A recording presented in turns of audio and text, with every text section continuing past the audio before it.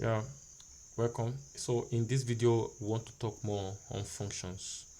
So here we have examples or types of functions. So the first one we want to talk about is the polynomial functions. Like I've said in the previous video, polynomials are of this form. As you can see now, this one is just a quadratic equation, as you can see in this place, or a quadratic function, because the power of x here is 2, and this is a typical example of quadratic expression. What we have here is a cubic function, and here we have another polynomial function. So this is a typical example of polynomial function. So the one that follow is the trigonometric functions, and so the sine x, cos x, tan x, they are examples of trigonometric functions. But it is not limited to that alone. There are times you may have maybe this h of x now is just to denote this sine x as a function, meaning that um, the h here depend on x. So because it is called function does not mean that it has to be restricted to f alone, maybe in representing it. Any alphabet can be used to represent a function. This f here is just a dummy variable. That is why I use different alphabets so that you can know that it's just a dummy variable. Then apart from that, we have the reciprocals of the trigonometric functions, and they are 1 over sine x. 1 over sine x is the same thing as cosec x. So it means that when you see cosec x, what it means is 1 over sine x.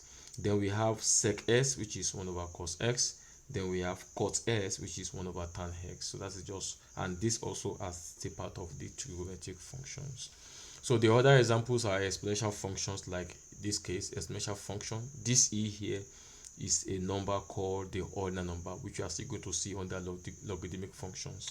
So this is another function, exponential 2x minus 4. This is exponential function, and we have 2x power x minus 1 is still an exponential function. Then we have other examples, which are the logarithmic functions. That means those ones are expressed as logarithms. So we have log s base e, where this e, we call this particular logarithm natural logarithm, and this e is a number called Euler's number. Now, log x base e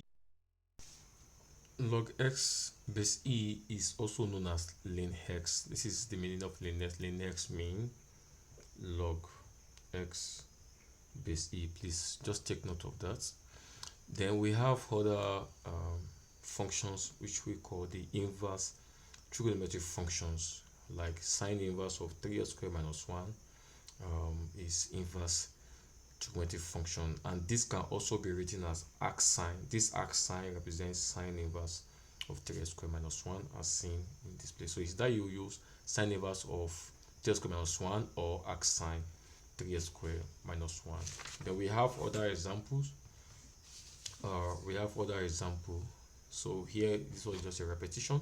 Then we have f of x equals to cos inverse of x, which is something as cos inverse of x, which is something as arc cos x. Then we have tan inverse, which is arc tan. So you either use tan inverse of x or arc tan, they mean the same thing.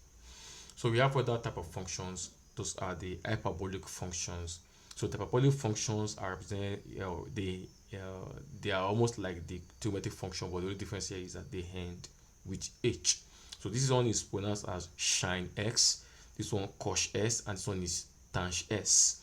So those are hyperbolic functions. They are also type of function. Then we have the inverse hyperbolic function, just like we have the inverse trigonometric functions, and here we have the sin inverse of x or arc sin x, just like the case of the trigonometric function. So now